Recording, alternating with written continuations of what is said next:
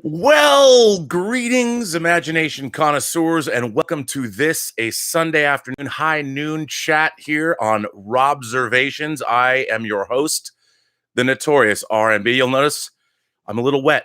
There's a reason I'm a little wet. I was spending a long time in the shower. Why was I spending a long time in the shower? Because my new sponsor, Lucky Tiger, makes this.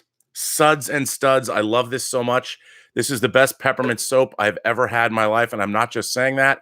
When I was 13 years old, my mom was always banging on the bathroom door going, "Why are you spending so much time in the shower?" I wasn't going to answer.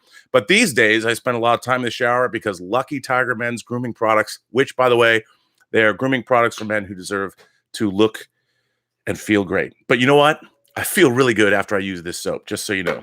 So I want to thank Lucky Tiger, and that brings me to the second part of this missive that I love saying. Alan Murphy, the Lucky Tiger CEO, you guys have been writing him letters, both at their website, getluckytiger.com and clubluckytiger.com. You've been writing him letters. You've been telling him to come on to this show for the 100th episode. I want you to keep doing that, keep sending him letters. And some of you, he's written you back, which I think is the greatest thing. So send me those letters. Send me the letters you sent to him, and send me the letters he's written back to you, and send them to my website, theburnettwork.net, because it's hilarious. I never thought if I ever got a sponsor, this is my only sponsor I've ever had, that I would have such fun being sponsored. But I'm a little hot because I just got out of the shower, because I really was going to be late for this chat, so I apologize. But I'm going to jump right into this, as Phil DeFranco would say. Let's just get into it. I like the Phil DeFranco show, and that's a really good catchphrase. I don't mean to appropriate his catchphrase, but I do like the Phil DeFranco show. Also here on YouTube, he's actually doing a great job, and he's starting to do, well, he's been doing deep dives into news stories. That's Elizabeth and Gilbert, ladies and gentlemen. It's just all kinds of excitement here at the headquarters of the Burnettwork on this Sunday. Well, there was a new episode of Discovery this week, wasn't there? Now, I'm not going to talk about Discovery. I'm not going to talk about my thoughts about Discovery, because we have a very special treat for you today. As many of you know, one of the great members of this, the Post-Geek Singularity community, one of the great imagination connoisseurs like you out there. Now I don't mean there's no hierarchy of imagination connoisseurs. When I say great, I mean she's just intrinsically great all around. You've heard her letters. She's made you laugh. She's made you cry. And she's also a molecular biologist. I guess she's 4 years into her PhD, and she's from Canada, and she is, as many of you know, the great Willow Yang.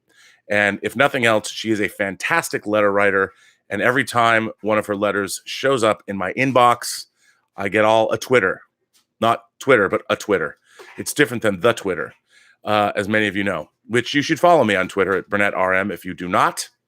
But what is great about this, what is great about you guys, what is great about the Post-Geek Singularity that we have here, this community we're building, is really all of you. The interactions you have here during these live chats, and especially the things that you keep sending to me. I'm getting so many of them. And I just want you to know, I'm not trying to play favorites. I mean, I don't have favorites. I don't be like, oh, I'm just going to, Willa sent this to me a couple of days ago, and I've been sitting on it. But I just like her letters, and you guys have liked her letters. And I figured that one day we're going to get her on here live for a live chat. I know she's going to be cringing while right now she's probably sweating bullets and cringing behind her computer if she's actually watching this, going, "No, please, Rob, do not put that on me." But I'm going to put it on you, Willow. You are going to come here. We're going to do a live chat one day. But in lieu of that, Willow, a self-professed non-Trekkie, watched the first season of Star Trek Discovery. So I'm going to check the courage box off Willow's personality profile I have on her, which just increases her esteem in my mind tenfold. So she actually watched the entirety of season 1 of Discovery. She, a self-professed non-Trekkie, and I am going to read you her thoughts. This is a long letter, but it's Willow Yang, so it's well written, and I will try and make this reading of it do her justice. Once again, this is Willow Yang. Take it away, Willow. Hello, Rob. I considered waiting until I've seen the entirety of Discovery Season 2 before sending you my thoughts on the entire show. But I realized that the letter is going to be far too long. Thus, I've decided to only send my feelings on Season 1 for now. Being a non-Trekkie, I can only evaluate Discovery on its merits as a show, not as a Star Trek show. And for the most part, I did quite enjoy season 1. I'm not going to editorialize. I'll start with the characters. For me, the captains were the standouts. I was thrilled to see Michelle Yeoh for the brief time that her original character was on the show. I loved Lorca, and it's not just because I think Jason Isaacs is sexy without that ridiculous wig from Harry Potter. He was both enigmatic and charismatic. As for Michael Burnham, I go back and forth on her. I thought she was strong and competent for the most part. However, I did also find her a bit dull, and I just couldn't fully embrace her as the lead. I don't blame Martin Green, though. I think she did her best with what she had. It took me a few episodes to warm up to Stamets and Saru, but I did grow to appreciate them. I do have issues regarding how the Kelpians were depicted, but that's for season 2. Oh boy, is it. As for Tilly, well, at least she does do stuff. Apart from the human characters, I quite like the show's depiction of the Klingons. Although I had issues with their design, I thought their skin looked kind of rubbery at times. I did like that they were given more of an alien appearance. I appreciated that they actually spoke to each other in their own native language, and that, like the Vulcans, they had a very distinct culture and way of life. As an aside, I'm curious about how human-Vulcan hybrids like Spock can exist. The two explanations I can think of are, 1, the two species are actually closely related, a bit unlikely given that they've evolved to adapt to different environments, and they haven't diverged far enough to become genetically incompatible, or 2, some kind of technology is employed to aid conception and fetal development. Now on to the episodes themselves. I thought the first 2 episodes were fantastic, exciting, suspenseful, and beautiful to look at. I liked the ideological conflict between Georgiou, who was determined to follow the rules and find a peaceful resolution with the Klingons, and Burnham, who firmly believed that violence was the only option. I honestly didn't know who was right. I enjoyed the Battle of the Binary Stars. Seeing all of the Klingon vessels arriving and all the Starfleet ships appearing to meet them was exhilarating. The battle was realistic in its depiction of the calamity of war, with ships being blown up left and right. The scene of the USS Europa being rammed by a cloaked Klingon vessel was breathtaking. I felt the confusion and horror and disbelief that the characters must have felt. The subsequent episodes never really hit the same highs for me, but I did enjoy them for the most part. I got a kick out of seeing the enormous water bear, aka the tardigrade. We actually had a conversation about them at a lab dinner not too long ago. It wasn't anything Star Trek related. We were discussing the probes that had been sent out to Mars and how they must be completely sterilized of any microorganisms to avoid introducing Earth's life forms to another planet. However, some of my colleagues believe that was probably impossible given the incredible resilience of some organisms. The water bears were raised as an example. They are truly some of the most amazing animals that I've ever heard of, capable of tolerating extreme temperatures, pressures, and radiation. I was relieved when Stamets opted to save the tardigrade and release it. That was actually the moment that got me on board with him. Now, do I buy the science of the spore drive and the mycelial network? Do I buy into Stamets being able to augment himself with an injection of tardigrade DNA? Of course not. However, I could ignore the science or lack thereof when it wasn't the primary focus of the story. I once read a post where someone mapped out the routes. I once read a post where someone mapped out the routes that Euron took in season 7 of Game of Thrones, and basically his fleet would have gone right through Daenerys' stronghold at Dragonstone several times. I could overlook this issue, however, just as I could overlook how the water beside Jaime suddenly became deep enough for him to dive into, or how Jon didn't perish from hypothermia after being dragged into an ice lake. Such details became insignificant when there are dragons spewing fire and wrecking shop. Similarly, I could ignore the absurdity of the universe being held together by a network of space fungi when the crew are battling Klingon vessels or trying to navigate their way through a fascist alternate universe. That is not to say I don't have problems with the show. I didn't like the twist they had with Tyler being Vok. I thought it was unnecessary and poorly thought out. I absolutely detested what they did to Lorca. He had been an admirable, resourceful, and complex character, and I was infuriated when they made him just mindlessly evil and possibly a pedophile to boot. It felt like a slap in the face. I was also extremely disappointed with what they did to the new Georgiou, but I'll save my criticisms for season 2. Furthermore, the ending was wholly unsatisfying. I appreciated the positive message of not giving into fear and hatred and never compromising on your morals, but the resolution was extremely rushed and poorly conceptualized.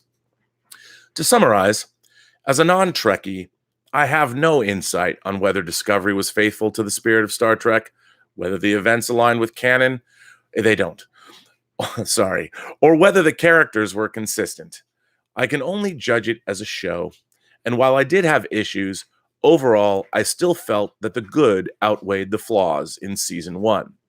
I'll try to write you again when Season 2 is finally complete and rant on my own frustrations and bewilderment over what they've been doing with the series. Yours sincerely, Willow. Okay, I don't know how you guys feel about that, but I love letters like this. And as I've always said, despite my vehement, burning hatred of this program, I have always said that there are going to be a lot of people that this is the first Star Trek that they've experienced. And what is interesting about that, it is very difficult for me to sometimes, as much as I intellectualize that, and as much as I espouse this idea on these chats, it's hard for me to really take that to heart. Now, Willow has, I think, beautifully illustrated why and why I need to remember that there's going to be a lot of people for whom Star Trek Discovery is the first Star Trek they've ever encountered. And that is a valid way of coming to the series. I mean, remember, when I was a kid, there was only 10 years between the time that the original series went off the air and Star Trek the Motion Picture debuted in theaters. The third season of Star Trek ended I believe it ended at the end of April in 1969, I think. I don't think it went on into May or June. So I think it ended actually in April, late April, like April 30th or something. Turnabout Intruder was the last episode of the original series that aired. And it was 10 years between that and Star Trek the Motion Picture. I went from being almost a baby to being on the cusp of being a teenager during that time. Now, in Willow's case, and in the case of everyone that's watching Star Trek Discovery, who might be watching their first Star Trek series for the first time, we must remember that this series debuted it debuted 12 years. Was it 12 years? Because it debuted in 2017. So it was 12 years from the time Star Trek Discovery came on the air after the last Star Trek show, which was Enterprise, that left the air in 2005. So that was a longer period of time than there was between the original series and the debut of Star Trek the Motion Picture. So if you were a kid, if you were like 8 years old when Enterprise left the air, you probably weren't even watching Star Trek when you were 8. Now you're in college. You're getting woke with progressive left professors. Just kidding. I still love the idea of college. I will speak in colleges. I speak at colleges. I do like colleges. I'm taking a shot. But you're 20 now, and this is your first Star Trek show. You've never watched it. The production values are high, some of the highest that have ever been put on television. They're spending way too much money an episode than they should be. And I can see now with season 2, especially, they've changed the aspect ratio of the show. You're actually seeing it in the widescreen, Panavision, whatever you want to call it, the widescreen 235 to 1 or 239 to 1. In 4K, the actual pixels would be 4096 by 1716 if they're actually finishing it in 4K, official 4K 239 to 1 widescreen. That is your pixel count. 4096 by 1716. I know that because I'm finishing Tango Shalom in the very same 4K aspect ratio. So the show, it is a feast for the eyes as much as it is a garbage fire for the intellect. Oh, wait, I shouldn't say that. But what's interesting is to see, Willow Yang is a scientist, a molecular biologist. She's a PhD candidate. She's working hard up there in Canada. And her thoughts are, I thought, very interesting. She's not weighed down by the burden of knowing years or a lifetime of Star Trek canon. She can just come to the show on its own terms, which I cannot do. As much as I like to think I might be able to do that, I cannot. I'm bogged down by the 40 years of Star Trek that I watched before they made it terrible. So and I know, again, I shouldn't be saying that. I can't help myself. But ever since Star Trek '09, I felt that Star Trek has become basically stupid. And because they have gone back, and Star Trek Discovery has now, season 2 has not only become a sequel to The Cage, it's now a prequel to The Menagerie. I mean, is there anything of the original series they're going to leave untouched? Because heck knows, why should they? Why not just go in and where's the Doomsday Machine? Why don't they find the space amoeba? Heck, maybe the Discovery is the first ship that's destroyed by the Doomsday Machine. Who knows? Maybe we'll actually see the Gamma 7A system this season, because why not, right? But it was really interesting to hear Willow's take. I thought it was a thoughtful, interesting take on Discovery. I really enjoyed what she had to say, and she's not wrong. And I cannot fault her logic. And even she was able to see where the show falls down and fails miserably.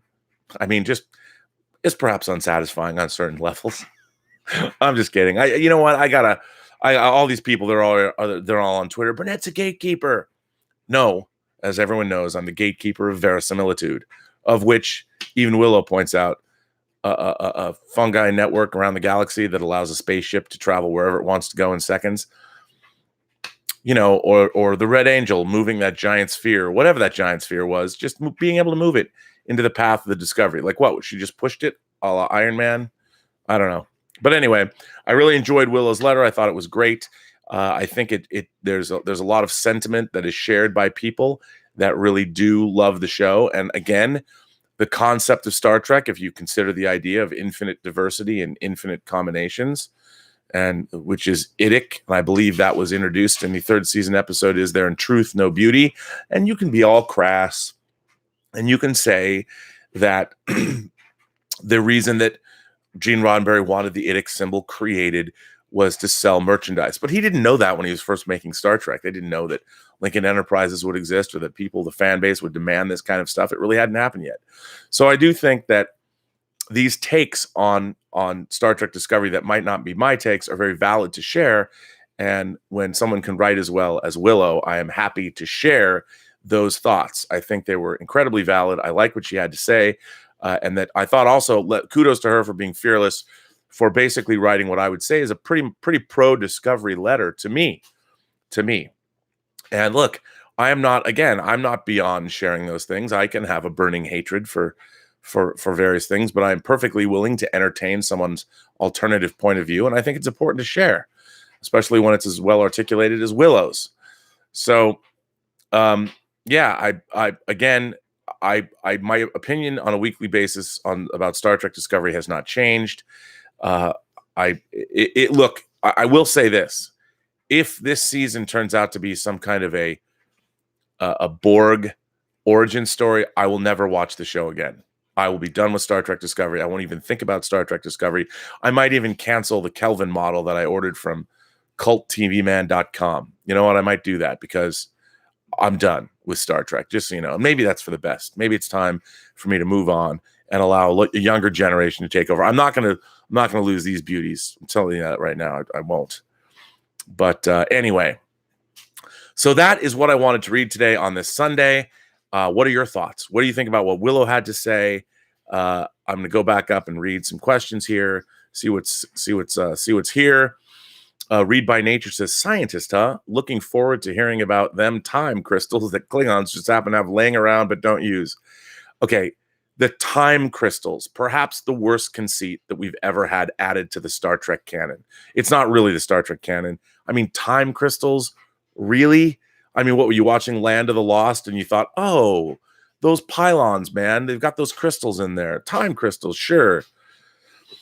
Vesna's here. I'm glad to have you back, Vesna. I'm sorry I haven't been because Vesna's in Bosnia, Sarajevo. I have not been able to interact with you because, let's face it, it's a time difference. And I've been at night. I've been doing these chats not in your evening.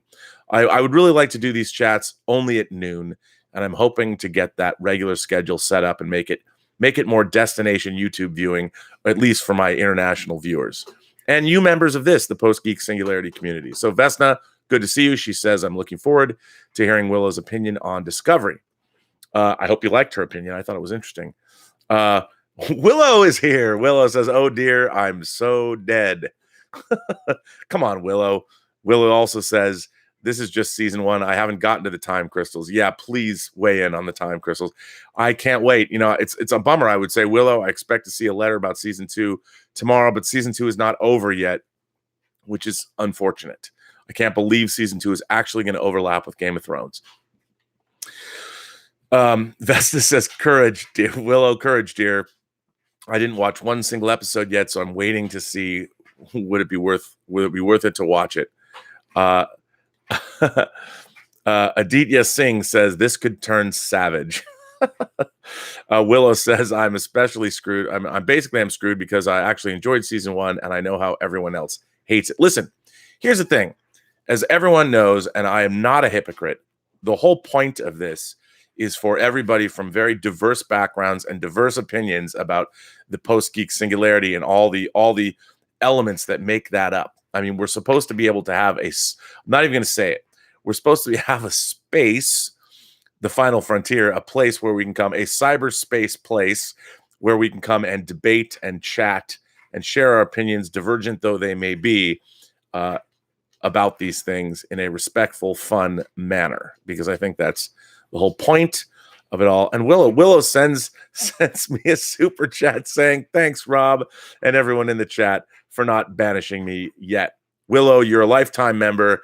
Your Post-Geek Singularity membership card is never to be revoked, no matter what you do, unless you create in your lab up there some kind of virulent super flu, like in Stephen King's The Stand, that wipes out 90% of the human population. Which, by the way, as long as you send me the antidote, I won't have a problem with that. No, I'm just kidding. I probably would stick 75% of the population. Captain Trips. But you know, that'll of course unleash the final battle between good and evil, and it'll happen in Las Vegas. And I'll probably take up with the evil side as long as I can stay in either the Cosmopolitan or Caesar's Palace. But that's just me. So once again, thank you for the support and thank you for your letters. Keep them coming. How is it? I mean, I keep thinking about. So Willow sent me pictures, which I'm going to put on the Post-Geek Singularity gallery up on the Burnettwork.net website, of they're growing bacteria like inside E. coli or something. It was totally terrifying to even think about that. For those of you who want to know, not that you didn't know already, I am a stickler for any story about super plagues or virulent outbreaks. I mean, Steven Soderbergh's movie Contagion is a favorite of mine. I mean, especially when they are doing an autopsy on Gwyneth Paltrow and they pull her face off of her skull. I mean, give it Stephen King's The Stand, Robert McCammon's Swan Song, Graham Masterton's book Plague. I will read I'll tell you what one of my favorite, if I'm getting the name wrong, The Third Pandemic. I think it's called The Third Pandemic, and it's by a guy named Pierre Ouellette. It's a French last name, Pierre Ouellette. I became Facebook friends with him when I found out he lives in Portland. So Pierre Ouellette wrote this great book called I want to say it's called The Third Pandemic. And in it, this mutating disease is actually a character, because they have these different interstitials where it's showing how this disease mutates from sex workers to people like all over the world. And then it turns into a global pandemic. And I love this. And there's a book I remember when I was a kid. I don't know. It's by a guy named, this was a paperback, and it was called Spore 7. And it was by Clancy Carlisle. And it had like I don't know if I still own Spore 7. I have a lot of these lurid horror paperbacks that I've kept my whole life, and that was one of them. And it had this like a hand coming through out of what looked like one of the Bringers of Wonder from the second season Space 1999 episode coming out. Spore 7, Clancy Carlisle. It's just one of those things, or books like the Gary Bradner, who wrote The Howling, wrote a book called The Brain Eaters. Look, any book about diseases, and look, zombie apocalypse books. I love zombie apocalypse books, but I'm sort of zombie apocalypsed out. Um, yeah, not so good. But I will read mostly anything, or at least I'll read the synopsis of anything that has to do with horrible, awful pandemics. So Willow is up there doing her microbiological research with E. coli, which to me sounds like the first chapter of a book about a superflu that escapes the the confines of a lab to burn the human population of the world down, which I love. And bring it on. A Magic K says, I probably prefer Magic K says, I probably prefer Discovery writers make something unique instead of making origin stories to other Star Trek shows. You said it. Absolutely, Magic K. That was a magical comment to make because, man, I agree with you 100%. Loquacious Primate is here. Loquacious Primate says, would a newcomer to the Trek franchise via Discovery make them want to go more deeply into Trek, considering the unique elements like deep moral allegory and taking science seriously are most absent? Well, here's the thing. I feel about Star Trek Discovery as I feel about Jurassic Park. Now, before everyone goes, what? So here's the thing. I've always said I've used Jurassic Park as a sort of that is a demarcation point for me. That's sort of a Rubicon. And if you were born in the time, let's say you're 5 years old and you see Jurassic Park for the first time, photorealistic dinosaurs are going to be your jam. It's going to be very difficult for you to go back and watch, say, Ray Harryhausen stop motion animation like the Beast from 20,000 Fathoms, or the skeleton fight in Jason and the Argonauts, or Valley of the Gwangi, or even though horrible Ray Harryhausen did not do it, but the joys of the Danish movie Reptilicus, which I liked because Reptilicus spit like green scratches. They like scratch the emulsion when he breathed his weird fire. Reptilicus is not by any stretch of the imagination a good movie. Maybe you could go back if you're a kid and enjoy the original Godzilla because it's black and white and you can't really tell it's a man in a suit. But I just don't think that any viewers that grew up watching Jurassic Park for the first time when they were 5 can understand why I love Godzilla versus Monster Zero so much, because I do. I feel kind of that way with Star Trek Discovery. I think there's a lot of new viewers, especially younger viewers, teens and 20s, who are going to watch Discovery and that'll be their first Star Trek. And they're going to go back and they won't be able to get past even the lighting. Even the filmmaking in the original series is, it looks so vastly different. And because the planets are most of the time stage bound, but they did go on location quite a bit in Star Trek. First season's Arena is one of the great examples of going on location. The Cestus 3 base, the unseen Gorn attack on Kirk and company when they're down there. Again, like I've told people, I've espoused the virtues of watching older movies on this show. I think it's you got to put yourself in the mindset. And I suggested, going up and going to one of those historical timelines online. And if you're going to watch a movie, like I suggested, watching All About Eve, one of my favorite. I mean, All About Eve it's a black comedy. It's a movie about the theater. It's a movie about a femme fatale. It's about ambition. It's about aging actors. It's about so many things. I mean, All About Eve is one of my very favorite movies of all time. But it's black and white. It's set in 1950, and it's literally stage bound because it's about the stage, even though they go places in the movie. I would suggest that when you do that, go back and look up one of those historical timelines online and read what was going on in 1948, 49, or 50 before you watch it, and try and put yourself in the mindset of the country at the time, or indeed the world. And before you try and watch old movies, because if you're a younger audience, you're going to dismiss these films from the get-go because of the way they look.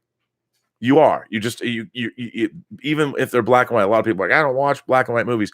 And what you need to concentrate on is the story and the characters, because you don't have all the bells and whistles, the language of cinema. It still exists in these films, but the language of cinema, the purely visual language of cinema, really doesn't exist in older movies. I mean, it does, like everyone else is going, what? But it does, but in a different way. The older movies are much more literary. So if you consider that, okay, you're going to watch something, maybe even a filmed play, whatever mental device you need to do to trick yourself into watching these movies, I guarantee you 10 or 20 minutes into these movies, you will be enraptured by the story that they're telling. And if you watch All About Eve, if so, you'll hear George Sanders doing the narration about the Sarah Siddons Society. I guarantee you're going to be sucked in. George Sanders' character, Addison DeWitt, is one of my favorite characters who's ever been in a movie. So that's all I have to say about that. No, but seriously, it's tough. I understand how hard it is to go back and watch these things when you've seen something that, has such lavish, even the visual effects. I hate, there is a misconception that people say about the original series that the visual effects of the original Star Trek were somehow cheap. No, they were the most sophisticated ever put on television at the time. It's just compared to 50 plus years on, they look different. But you're talking about blue screen photography, beautiful model work, animation when phasers are fired, when the photon torpedoes are fired. I mean, there's some great stuff going on in the original series. Of course, when they land on certain planets that aren't on location, like, yeah, Shore Leave, they shot in real glades with real plants. I mean, it looks like it's outside because it is. They went to Vasquez Rocks a lot. But, yeah, give it a chance. So I think, but Loquacious Primate, in addition to this question, you ask, considering the unique elements like deep moral allegory and taking science seriously are mostly absent. That's also true. The fact that they were much more intellectual, the shows were much more intellectual, because I have to say they presupposed a level of intelligence on the part of the audience. As much as we had shows in the day like Hee Haw, if you look at old stuff like Playhouse 90, or there was a lot of real sophistication on the part of the shows, especially the genre shows, Outer Limits, Star Trek, Twilight Zone, even the Irwin Allen shows like Time Tunnel and Village of the Giants and things like that, or Land of the Giants, pardon me. Village of the Giants is a movie. Land of the Giants, there was some sophistication, not so much in Lost in Space, but there was some stuff. But I hope that people will do that. I hope that Discovery will lead people back to the original series, to TNG. Certainly the Picard show will lead people back to TNG, unless, as Discovery is doing to the original series, the Picard series completely destroys the greatness that was TNG. Willow Yang is back. She says E. coli are relatively safe. The lab next door to us are studying Yersinia pestis, aka the bacteria that caused the bubonic plague. See, that's what I'm talking about, Willow. One E. coli mixed with one Yersinia pestis. I'm telling you, super flu right there. We're talking the stand. It could happen. Who knows? Who knows what kind of super flu you could cook up in there, and it'd be great. Gregory Smith is here. Hey, gang, I get to listen to a real live chat while cleaning my dishwasher. Yuck. For those of you who don't know, Gregory Smith, who is the subject of the first real episode of Robservations, first and only. I keep saying I'm going to drop the second episode, my review of Diane Duane. She probably has my interview with my favorite Star Trek, one of my favorite Star Trek novelists, Diane Duane, will drop soon. Tango Shalom is sort of pretty much out of my hands for a few weeks, so I can have time to really clean up this channel, and I can drop a lot more interesting content. For my Patreon subscribers, you will get the first glance at my 25-year-old short film, The Sacred Fire, that I made with the star of A Christmas Story, Peter Billingsley. That is going to be first seen for the first time in 25 years by my Patreon subscribers. It'll be live probably a month after that, but if you want to see it first, hey, it won a Golden Scroll Award of Merit from the Academy of Science Fiction, Fantasy, and Horror Films. But Greg Smith and I are going to be next Saturday, 6 days from today. We are going to be in Wenatchee, Washington at WenCon. Greg is bringing both his 1-to-1 scale land speeder from Star Wars, Luke's land speeder that he created. And I'm very excited. He's going to bring Priscilla, Queen of the Glacier, his 1-to-1 scale, well, almost 1-to-1 scale, Imperial probe droid that debuted last month at the Emerald City Comic-Con. I am going to do a final video. He sent me a little video, but it was so short. I'm going to make him take us through. I'm going to shoot it myself. Not that Greg didn't do a great job shooting his videos, but for my Patreon subscribers, I was dropping these videos early for you guys weeks in advance before I made them public. I'm going to do that. I'm going to make Greg is going to give us a tour of Priscilla, the finished Priscilla, and I will be dropping that for my Patreon subscribers. So thank you. But have no fear for those who are not. In about a month, you'll be able to see it as well. Captain Robert April says, I've got Janis Joplin on pause in another tab, so this better be worth it. Jennifer Jones is here. Dale M says, hey, man, having a tough time lately, but always glad to be here. Well, Jennifer, we are happy to have you here. I believe, if I'm not mistaken, that Jennifer said something about being a red lectroid on her Twitter feed or something. That is in her description, I think. I'm not sure. But she's, of course, a Buckaroo Banzai fan. And anyone who's a fan of Buckaroo Banzai I'm a fan of theirs. Because we're all Blue Blazer regulars, aren't we? Dr. Emilio Lizardo is a hero of ours, I think. Read by Nature says, Space Hitler got off scot-free.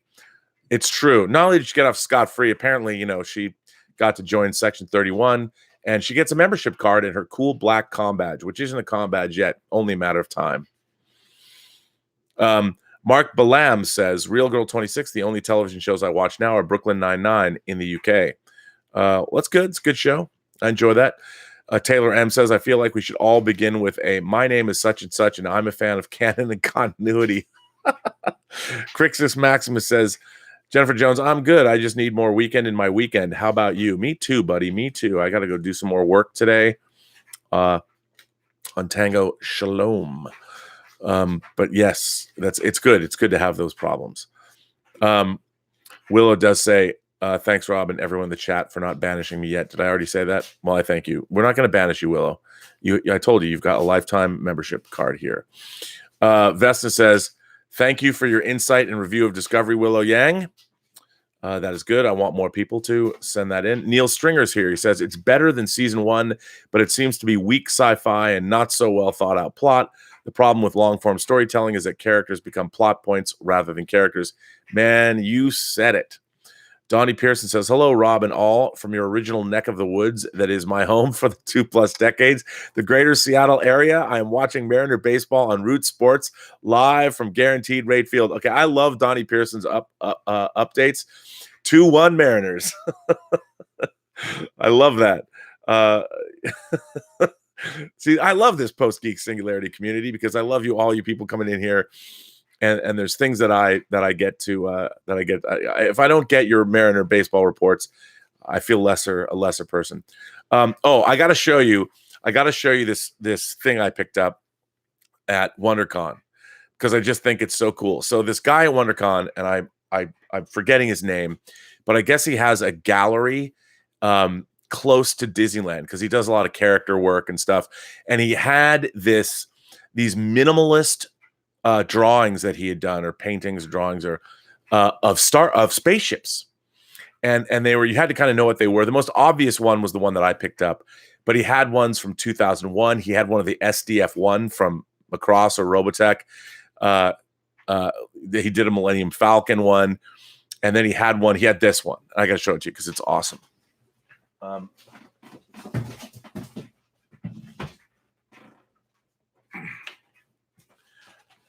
So he did this, and I was like, how could I not get this? So I had to get this and just hang it up. I had to hang it up probably above one of my Enterprises. And, I don't know. I wish I had his card with me, and I would tell you the name of his gallery because he makes prints and he makes little ones and stuff. But I had to get that because it was awesome. And his whole series. I want to get the Eagle Transporter and the SDF-1 and kind of maybe hang them up right here. I don't know. But that was kind of cool. Let's see. Joseph, who's also from Bosnia, I believe, says, Willa Yang, I watched all the episodes, so I've seen all the Tilly BS. Laugh out loud, laugh out loud, laugh out loud. Yes. Joseph says, well, why is the mycelium net drive? Mycelium drive still a thing? I thought they would just forget about it in season 2. Yeah, until they figured out a way to need it to whisk themselves 50,000 light years to find where apparently the Red Angel picked up a church and transported it. How we don't know. Spoiler alert, Willow. Neil Stringer says, yes, it's better than season 1, but it seems to be. Oh, I already read that. Sorry, I always zip around these chats. Sanity is Radical says, I'm praying Picard will go well. I want to believe Patrick Stewart wouldn't agree. There's Zoe Trope, ladies and gentlemen. Hi, Zoe. Hi. Zoe says hello. She's going to work. By the way, if you are in Arcadia, California, you can go see Zoe Trope at the Johnny Rockets. Tell her I sent you and tip her well. Taylor M says, I feel like we should all begin with my. Oh, I already read. See, I'm repeating myself already. Joseph says the whole Ash thing is bullshit. I hate how he's still alive in the show. He killed and he's walking around Discovery like, oh, he's cool, bruh. He should have been killed off in season 1. I agree. I mean, they don't care. Georgiao, there's no justice in the Star Trek universe. It doesn't matter what anybody does. You get to do whatever. It's bad. Sanity's Radical says, I want to keep going because the version of the Joker they're building looks great. It's just slow and feels like procedural cop drama to me. You must be talking about Gotham. But Gotham's ending, isn't it? Joseph says, I basically know nothing about the bridge characters, which made the cyborg woman's death. Don't care at all. I just recently managed to remember all of their names deep in season 2. It's true. Bill Fortuna is here. Greetings, icons. I love that. Icons, imagination connoisseurs. I never thought about that. You're all icons. It's great. Dax Jacobson says, golf needs gatekeepers so it does not turn into bowling. Trek needs gatekeepers to keep it from turning into crap. Come on, man. I'm the gatekeeper of verisimilitude. That's what I do. And being a gatekeeper of verisimilitude has got me sponsored by Lucky Tiger. Now this, my friends, this Suds and Suds, get this soap. Get it at their website, clubluckytiger.com. You know, it's funny. It's not clubluckytiger.com. It's getluckytiger.com that you can get this peppermint soap that I guarantee you will love. I stayed in the shower way too long, so I lathered myself up like 2 or 3 times because it was great. Sanity's Radical says, that's what I want. I really want Gotham to be a Batman origin, not just a story about everyone before him. Yeah, I know. But Crixus Maximus says, the tricorder was invented as merch before the IDIC. Was it though? That they had tricorders early on in Star Trek from the very beginning. I don't think Lincoln Enterprises existed when the tricorder existed, but I think the IDIC was specifically made because it was 3rd season to be sold. By the way, that is a trivia question. If you have not listened to the Inglorious Treksperts podcast, what are you waiting for? We have people that actually worked on Star Trek. I am a frequent guest on the show. It is the podcast that was created by Mark A. Altman and Darren Doctorman. Darren Doctorman, my friend Darren, is currently working on Westworld season 2, which is, Westworld season 3. My God, I'm getting old. But Darren, he is a production illustrator for all kinds of movies. He even worked on The Abyss, which is amazing. He worked on Exorcist 3, which is also amazing. You can see him interviewed on the Shout Factory disc for Exorcist 3. So Darren Doctorman and Mark A. Altman are the Inglorious Treksperts, and I am happy to be on their show very often. And this week, we talked to Rafe Needleman, who we've been joking about on the show because he wrote the Star Trek trivia book that came out in 1980 in the wake of Star Trek The Motion Picture. So Rafe Needleman heard our cracking on him. Apparently heard the podcast on his way to work in the San Francisco Bay Area. He is a tech journalist, and he actually got in touch with us. We never thought we would hear from Rafe Needleman. He actually flew down from Northern California to be on the Inglorious Treksperts podcast. We recorded it a few weeks ago, and it was delightful. It turns out Rafe Needleman is quite the guy. Really interesting guy. He knows a heck of a lot about tech and startups and Silicon Valley, and a very articulate man. And he's got a kid that he's indoctrinated into the ways of Trek. And it turns out he wrote the Star Trek trivia book when he was 13 years old. And his father, apparently a philosophy professor who was already a published author, was able to hook him up and get the Star Trek trivia book published. So this week on the Inglorious Treksperts, listen to that because it's pretty damn interesting. Anthony Gonzalez says, as far as who I man crush on, I'd say Dave Gahan or Sebastian Stan. I love this. Okay, that is pretty great. The lead singer of Depeche Mode or Bucky from the Marvel Cinematic Universe. You know what? I have to tell you, if you're going to go back to that era of Britpop, I mean, I love Depeche Mode. One of my favorite records of all time is Depeche Mode's Black Celebration. It's one of my favorite. It really is one of my favorite albums that they did. But my man crush back in the day is absolutely positively Simon Le Bon from Duran Duran. We even named our daughter Tallulah. Our daughter. I don't have a daughter. Our new dog Tallulah, if it ever shows up, who is an Irish setter / doodle, a poodle. So it's an Irish doodle. If we ever get her from the East Coast, from Elizabeth's brother, We named her after Simon Le Bon's daughter, Tallulah, using the Gaelic spelling. So she's Tallulah, a Tululian from the planet Tallular. So yes, you'll meet her soon. She's a redhead, because why not? So Real Girl 26, Willow says, "You're welcome." I didn't see that first one. Terry Flynn is here. Terry Flynn is a very funny man, and he loves it when we talk about our man crushes. So I'm sure he's laughing all the way to his next Duran Duran record, which I don't know. Paper Dolls, the last Duran Duran record that came out, was great. I loved it. And the album before that was produced by Mark Ronson, Mark Ronson produced Paper Dolls. I don't remember. You know what? There's too much to keep straight in my pop culture addled brain. But Terry Flynn says Isaac can make even crap material good. He could have been written so much better, but he did a good job with what he was given. Jason Isaacs has also come back on the second season of the OA or the OA. OA if you're a Green Lantern fan, the OA if you're not. But it's great. Jennifer Jones says, "Why is it bad to have a poor opinion of something if you don't like it?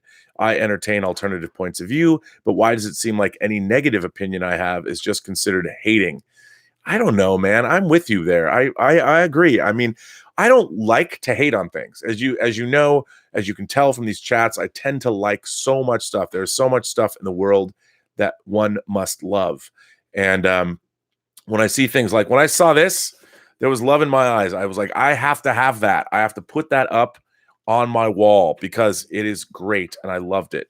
Some people would say, like, you can't even see the rest of the Enterprise. I'm like, yeah, but I like the fact that that's what he did. Right, Gilbert? Gilbert understands. Come here, buddy. Come here. Come up here. Come on. Come on. Say hello. You want to come up? Come on.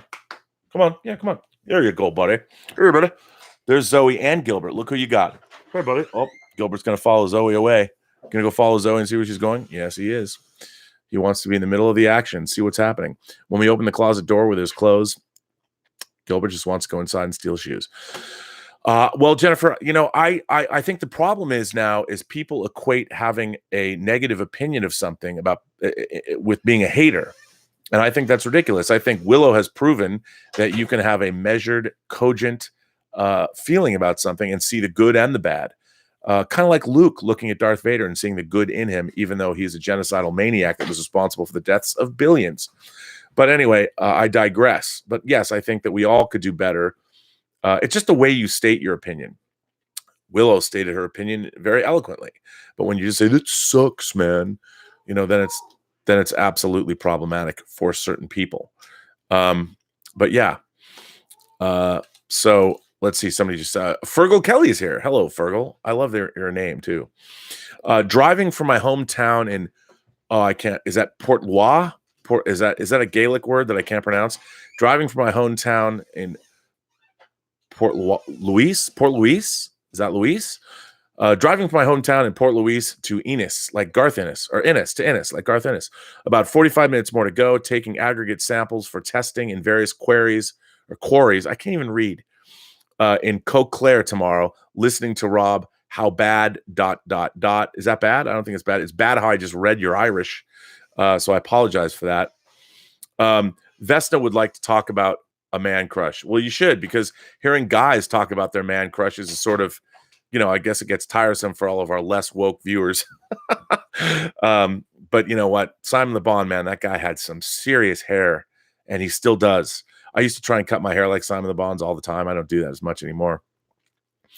Dale M., I watched The Winter Soldier. It's entertaining for sure. Trinidad the Island Man is here. Trinidad, how are you? Jason Isaacs is also in the new movie Hotel Mumbai. Does a fine job with a small role. I can't wait to see Hotel Mumbai. That's, of course, about the terrorist attack in Mumbai at the Hotel Mumbai. Or I really want to see that. Or what isn't it called the Hotel something else? But it looks great. Terry Flynn says, okay, don't encourage me talking about man crushes. Yeah, but for you, it's okay. Vesna Lukic says, Robert, so that Lucky Tiger works, eh? How does that soap know that a user has male skin? I was always wondering how cream knows when it's day, when it's night. That is a very good question. Maybe it says something to that effect on, let me, if I'm going to read small print, I have to put on my glasses. Let me read what it says here. I need light. It says studs for suds. It just gives it says wash your face and entire body, which I do, with this rich moisturizing bar and find yourself feeling thoroughly clean and invigorated all day, refreshing your skin without drying. Well, that is true. Let me tell you, I'm still feeling invigorated and clean, and I love this. And remember, the Lucky Tiger slogan is grooming products for men who deserve to look and feel great, which is true. But this stuff makes me feel great, and I love how it makes my face feel. So I love this stuff. It is not false advertising. Go to getluckytiger.com and get this bar. Maybe it's just me. But I don't think so. I don't think I'm swayed, because I'm kind of a metrosexual when it comes to those kinds of things. Like I said, I don't usually go for peppermint soaps. I usually go for the vanilla soaps. I really like vanilla soaps, vanilla body washes. But this stuff, I mean, the name Suds for Studs, kind of, I get it. It's cheeky. Maybe not the most woke name in the world, but man, does it smell good. Taylor M says, Rob, are you done with Timet's Wrath yet? Oh my God, one of these horribly, horribly huge books. No, I have not. I've not. Thoughts on Amazon Prime taking control of season 4 and how they will present Cibola Burn. Cibola Burn, not Cibola. I was thinking Chipotle. Okay, what Taylor M is talking about are the Expanse novels. And Tiamat's Wrath, Tiamat's Wrath, I guess it's Tiamat's Wrath. It's funny because one of the great things about when they make The Expanse or a show like that real, or especially like Game of Thrones, is how you read these fantasy books and in your mind you just come up with your own pronunciation, and that's how you pronounce everything until you actually hear it. Like Magneto or Magneto. I always said Magneto. And a lot of friends growing up was like, no, man, it's like Magneto, because you get it like it's a magnet. And I'm like, but it was Magneto, because Magneto sounds better than Magneto. And then you found out it truly was Magneto, and I was very happy about that. So it's Tiamat's Wrath. I don't know. I'm glad you love it. Look, here's how I feel about The Expanse. For those of you first of all, The Expanse is great. I love The Expanse. Obviously, Amazon took over. They didn't let it die with season 3, which is great because it's a great show. I love the cast.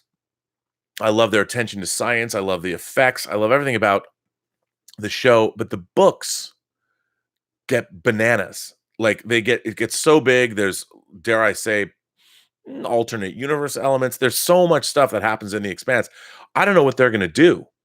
Like, I was really disappointed, to be honest, in The Crossing, the new show. It was the most lethargically paced 10 hours of television like ever. And for those of you who don't know, the Justin Cronin vampire novels, The Crossing, there's 3 of them.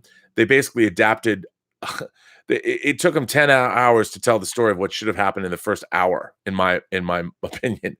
But, The Expanse is not like that. I don't know what they're going to do for season 4, Taylor, but I'm excited to see what happens. It's going to be amazing, I think. Bill Hunt says, but the real question, Rob, is how good are the Lucky Tiger shaving products, pre-shave, shaving foam, post-shave balm, etc.? An inquisitive connoisseur wants to know. Well, Bill, I have to tell you, I have the whole range of those products, but I'm going to have to grow a beard to actually tell you about those shaving products. They seem pretty good. They sent me they sent me this rum aftershave that I put on my face that I quite enjoyed. It came in a big bottle. Like they've got mustache stuff. I haven't used that, so I can't speak to that. But I think because Lucky Tiger was founded in 1935, that and by all accounts, by who was at the time the Willy Wonka of men's care products. I mean, we've moved far beyond that, but a lot of this stuff, there's aloe vera, there's cucumber, there's all these natural ingredients in this stuff. So I'm pretty stoked that they're sponsoring me, to be honest. And I'm going to start creating content for their Lucky Tiger, the Club Lucky Tiger website, which I'm going to be doing soon, which I look forward to be doing. I'm going to be doing the first of that in April this month. I'll be doing like 2 podcasts a month that'll be up on their website, which is going to be fun for me. But yeah, I need to grow a beard, and the ladies seem to like it when I grew my beard. It grows in like totally white. I look old. I need all the youth I can get, I suppose. But yeah, I'll try that out. Now, I know Darren Doctorman, my buddy Darren, who was one of the original Inglorious Trexperts, Darren Doctorman actually wrote a letter to their CEO, Alan Murphy, wrote a letter, and Alan Murphy wrote him back. So, and then Darren went and spent $80 on the getluckytiger.com website, and he will have to tell you, because he is a bearded man, and he will have to tell you how good these products are. I think they're going to be great. I'm looking forward to hearing his review. Loquacious Primate says, my comment was in the context of there being so much to choose from. Why would Discovery be a gateway to Trek specifically, given how it's more generic space fantasy? So why would one seek Trek specifically? Oh, okay. Well, I think Loquacious, I think the reason, because it's Star Trek. If you like Discovery, you're going to go back and delve into the history of Star Trek. At least I would hope so. I know that happened with Star Trek 09. As much as I loathe that movie, although I like the cast, but there's so much about Star Trek 09 that I really makes me want to gouge my eyes out with a spoon. There's a lot of people who went back and looked at the original series and discovered the joys of the original series because of the 2009 movie. They'll never understand Space Seed or Star Trek II: The Wrath of Khan, but Mugen 0008 says, Rob, did you grow up listening to the Cramps, the English Beats, Susie and the Banshees, or Shriekback? Well, Mugen 08, yes, I did. As a matter of fact, Shriekback is one of my favorite bands. I discovered Shriekback. The first Shriekback thing I ever heard was the 12-inch of Nemesis. Willow Yang might like this band because Shriekback actually worked the word parthenogenesis into a song, which they did, which was in Nemesis. And that was off, of course, their album Oil and Gold, which was on Island Records when I first got their CD. Now, I'm a huge fan of Shriekback. Not so much the Cramps. I mean, I listened to some of the Cramps, but the English Beat, by the way, the English Beat lost one of its great singers recently. Susie and the Banshees, of course, I mean, I love Susie and the Banshees. I still have my vinyl 12-inch of like Cities and Dust and things like that. I mean, I had a tendency to be drawn more toward goth music or, dark wave, whatever you want to call it. I mean, I was a big fan of whether it was, I mean, stuff like The Cult. I loved the original version of Christian Death, the original version of The Damned. Although, you know what? Everyone's like, wow, because I could tell people I really like The Damned's album, Phantasmagoria. Because, you put it in, you're hearing like Grimly Fiendish. Those are great tunes. But yeah, I'm a huge fan of Britpop of all kinds. Shriekback, for those of you who don't know, in my film Free Enterprise that I hope to get out for its 20th anniversary, I even have a Shriekback song in the movie. The character makes a joke and about this song, and then the song is used in a scene. It's very sly. I don't know if anybody gets that joke, but it's in there. And of course, Shriekback was used a lot in Miami Vice and Band of the Hand. A lot of Michael Mann produced stuff of the 80s. But look, I loved all those bands. I even loved other bands. I loved everything on the 4AD record label. That's how I discovered bands like Clan of Zymox. So yes, I love all that. But I did grow up with that. And I still have a lot of that on CD. I still have all my, my CDs. And yeah. Wow. Vesta says, wow, that sounds like an aphrodisiac soap. It definitely is an aphrodisiac. This is, yes, this is aphrodisiac soap. Oh, come on, man. You know what?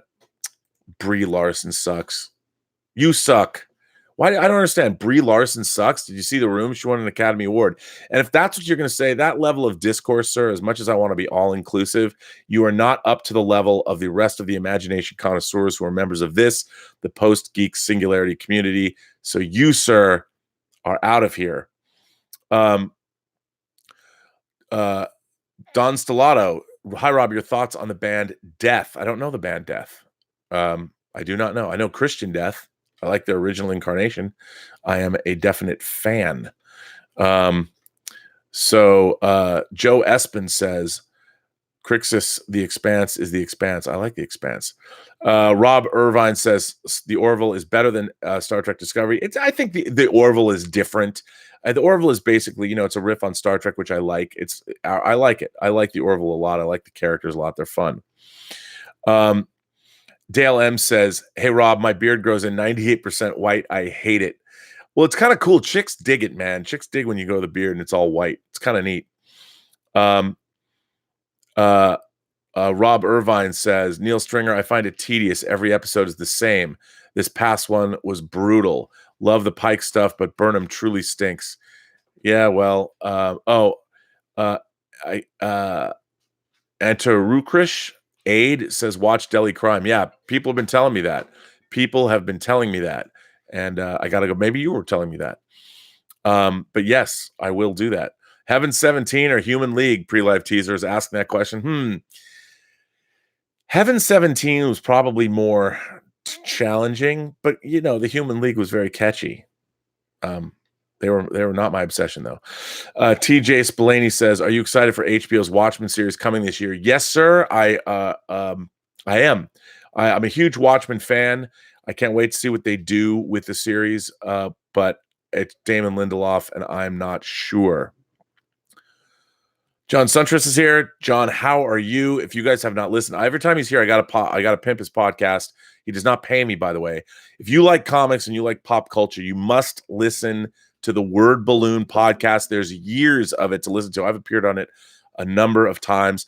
Go back and listen to it. There's so many interesting people that John interviews. It's so good. Listen to the Word Balloon podcast. Go look it up. You've got years to get through. It's great. Real Girl 26 says, "I think some guys totally rock a white beard, rock a beard, while some guys really do not." Yes, that's true. I don't know if I can rock a beard, as I can't grow much of a beard, so maybe I should try. See what you guys think. Vesta says, "We like a white beard." All right, well then I'll grow a white beard. Oh, if only to use more Lucky Tiger men's grooming products, because you know what? Remember, there are grooming products for men who like to look and feel good, which I like to do. Did you get to Ari Aster's shorts yet? Asks Ryan Berzamato. I have not. Ari Aster directed Hereditary. I have not got to his shorts yet. I need to. I will look at them.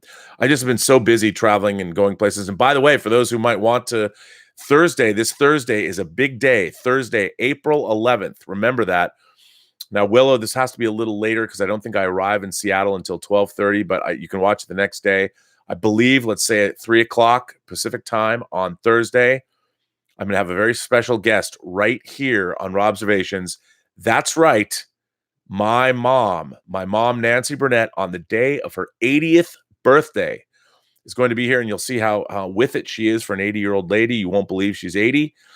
She's going to be here. She's going to take your questions live. We're going to be sitting side by side in her crazy cat lady house that's immaculately clean. You could lick off the floor. She's so anal retentive about those things. But she's going to be here, Nancy Burnett, on the occasion of her 80th birthday. Can you believe that?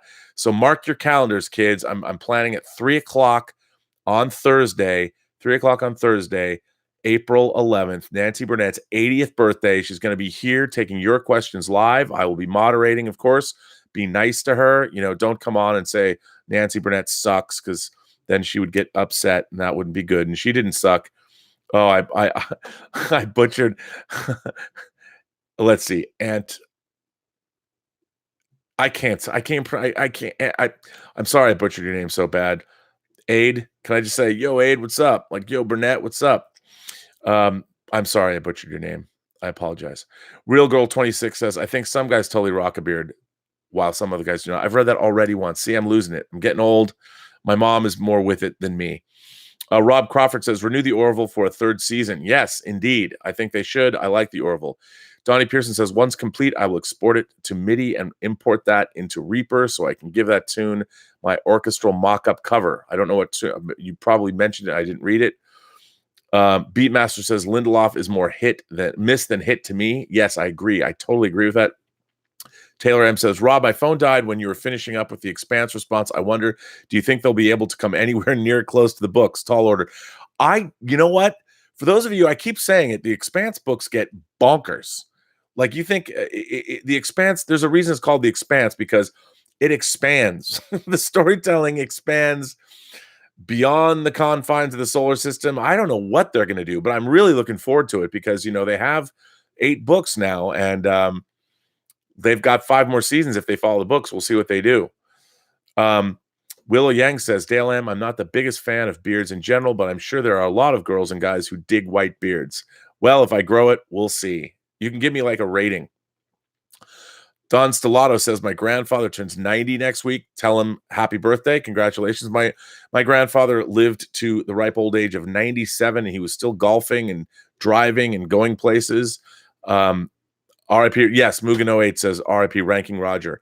Ranking Roger was with the English Beat, and he passed away last week. So that was bad to hear. He was young. Dale M says, we would never say that to your mom, Rob. I'm sure we will all make her feel welcome.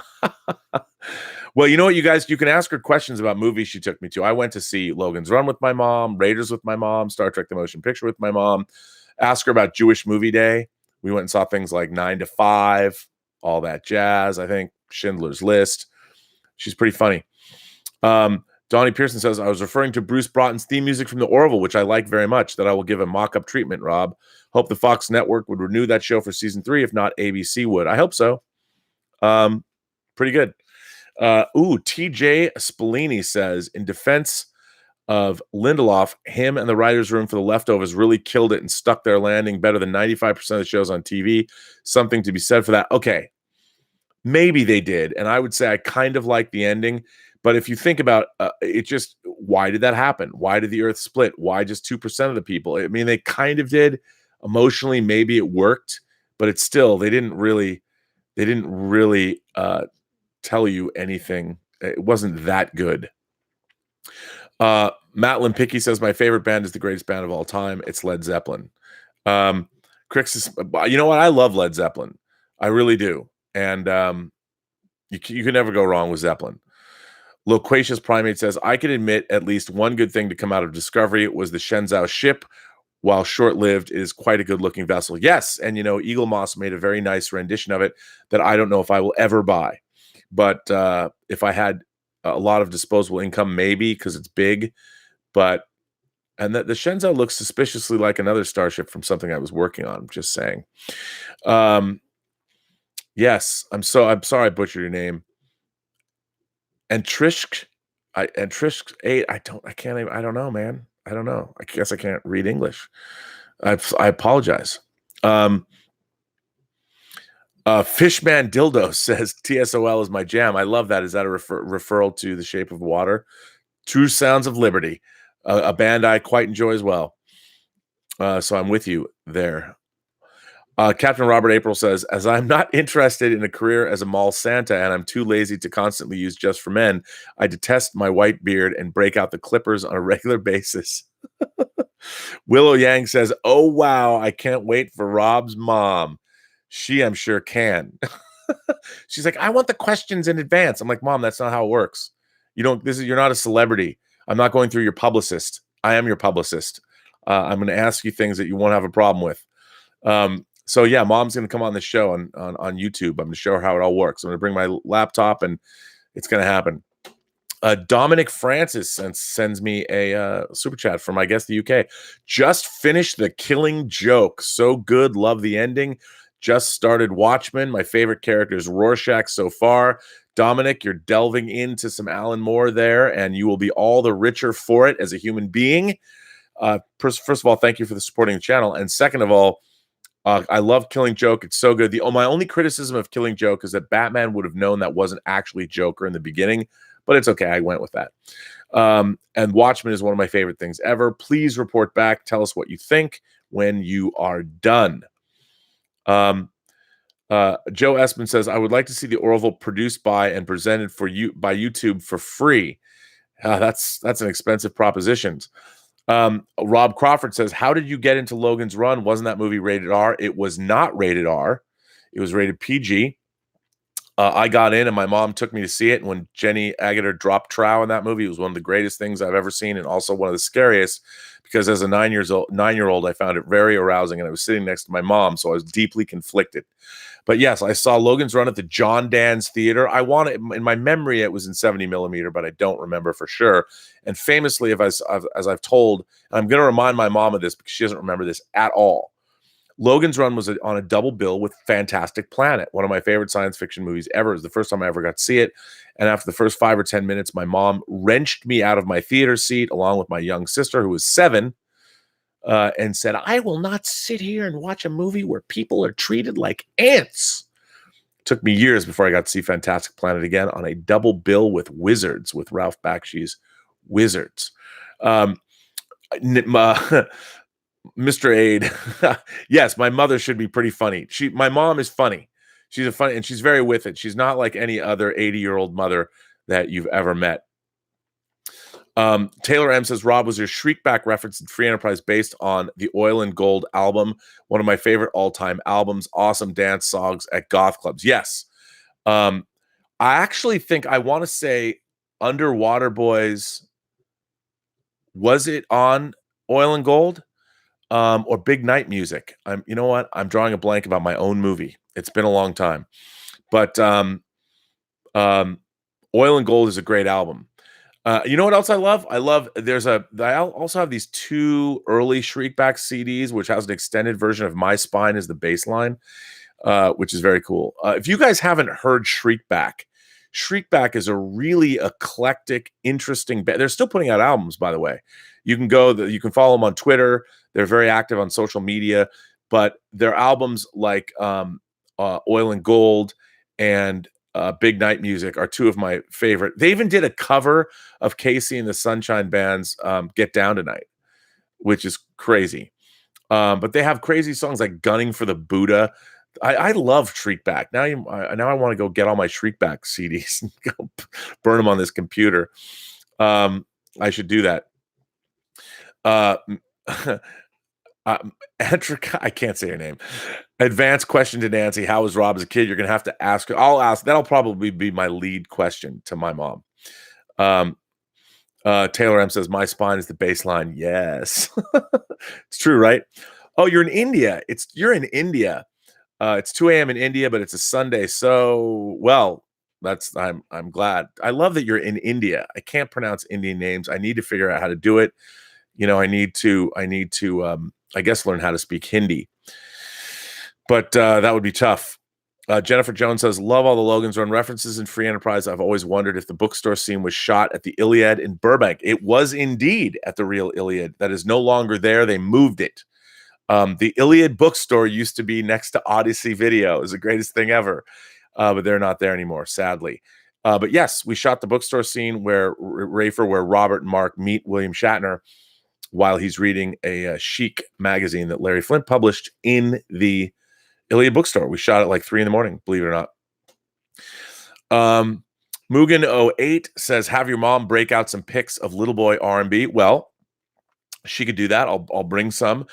But for those who might be interested, if you follow me on Instagram, which is just my name, RM Burnett, if you scroll down, there are pictures of young R&B, little R&B, older R&B, college age R&B. When I was trying to look like Simon Le Bon. Whether I succeeded or not, you can tell me. But yeah, go to Instagram. You can see all my pictures. Let's see. Loquacious Primate says, Willow Yang, if you prefer the serialized season-long story arcs, you may like Star Trek Deep Space Nine, which has some longer arcs more than TNG, which are mostly self-contained stories. That's absolutely true. It's hard. Deep Space Nine, again, I feel that I need to curate Deep Space Nine for people because the first season, again, is a little rough. It's a little bland to me. And in my mind, if you're going to watch Star Trek Deep Space Nine, all you have to do is really watch 3 episodes from the first season. I know completists are going to be like, what? But I would watch the pilot, Emissary, which I still think is the best Star Trek pilot. I honestly believe that. But it also refers back to the Next Generation. So if you haven't seen the Best of Both Worlds, you might want to see that first. But Emissary, then watch the last 2 episodes of season 1, Duet, which is an unbelievable episode, and In the Hands of the Prophets. And then about half of season 2 is really great. As my ex-wife used to say, that was the Angry Monkey episode, the Angry Monkey season of Deep Space Nine, because my wife would talk about, she loved monkeys, and she'd always call me, like, if I was in a bad mood, an angry monkey. And she thought the Bajorans were always angry. And judging from the first 3 episodes of season 1 of Deep Space Nine, they were. But and then season 3 is also, half of season 3 is pretty good. And by the time you get to season 4, we're off to the races. And season 4, 5, 6, and 7 are all great. I maintain that season 6 of Deep Space Nine is the strongest season of any modern Star Trek show. It's consistently great. Wow. Look at this. Ha, you cuck, soy, boy, nerd, loser, hang yourself. Well, trolling. I like good trolls. Good trolls are good. That guy, not a good troll. But yeah, comes in here and like, if you're going to troll me, make it great. Make it good so our imagination connoisseurs can be like, wow, that was some epic trolling. I love trolling. I love trolling that's really good trolling. Bad trolling is like bad Star Trek writing. It's just makes me angry. Crixus says, speaking of DS9 and TNG, would you think a lot more than just Cisco would hate Picard over Wolf 359? Yeah, but you know what? Here's the thing. I understand hating Picard, but I think everybody would realize the guy was kidnapped by the Borg and cybernetically altered. And it was, I mean, imagine the horror of that. We really see the horror of that in First Contact. They don't shy away from that. We actually see what happened to him. And man, it was brutal. It took what we saw in Best of Both Worlds, the quick glimpse, and took it to the next level. I don't think anyone would blame Jean-Luc Picard. How could you? I mean, it was terrible what happened, but the Borg were going to come anyway. Anthony Gonzalez says, can you compare captains from other films to Star Trek captains? For instance, Jack Aubrey from Master and Commander, I compare him to Ben Sisko. Well, that's rough. I mean, first of all, I think Master and Commander is the greatest Star Trek movie that isn't a Star Trek movie. It's so Star Trek. The relationship that Aubrey has with his doctor. I love, if you guys haven't seen Master and Commander, you should watch it on a big sound system, a big TV with a great surround sound system, and preferably a subwoofer, because what a great movie that is. Great captains. I mean, I love Marco Ramius, the captain of the Red October and Hunt for Red October, which is another great Star Trek-esque movie. I love that. I think it's great. I don't know if I could compare. I don't know who Marco Ramius is like, but that would be hard for me. I'd have to think about it. I have to come back to that. Terry Flynn says, my sister is trolling me on Twitter with pics of us in the 70s. Oh, come on. I bet you look great. And by the way, in the 70s, everybody looked that way. I tell you, my favorite thing in the late 70s and early 80s were velour V-neck shirts, either velour or terry cloth. I love the fact you could jump out of the shower and just put on a shirt. It was great. Don Castellato says, hi, Rob. I'm thinking of watching Star Trek. Should I begin with the original series? And does it hold up, or is it campy like the 60s Batman? Don, it is absolutely not campy like the 60s Batman. And if you're going to start with the original series, you must start. If you go back and you look at the broadcast order, there's a mistake. In the original series, they famously showed the pilot, which is actually the second Star Trek pilot. It's too hard to get into, but just trust me. Watch Where No Man Has Gone Before as your first episode. Watch that, and you will see, if you like that episode, then start in with the production order, which is, I believe, Man Trap and then Charlie X, and then skip Where No Man Has Gone Before. But start with Where No Man Has Gone Before. It is not campy at all, although you might think some of the elements, such as some of the fight scenes and some of the effects and some of the monsters, get a little campy. Just, again, like I've told you, it's the mindset of it's more than 50 years ago. At the time, it was groundbreaking television. So keep that in mind. But I think you'll give it a shot. It's on Netflix. It's on, I think it's on Amazon. But check it out. Just, it'd be interesting. Don Stellato, go back and watch Where No Man Has Gone Before, or Where No Man Has Gone Before. Watch it and come back and report back here. Tell us what you thought. I'd love to know, for somebody who's never seen Star Trek. That's the second pilot of Star Trek. The first pilot, The Cage, was rejected, but it was later brilliantly used, creating the first bit of Star Trek canon in the first season. So it's amazing as the Menagerie Part 1 and 2. But go back and watch that and come back and report here. I'd be very interested to hear what you think. Christopher Jones is here.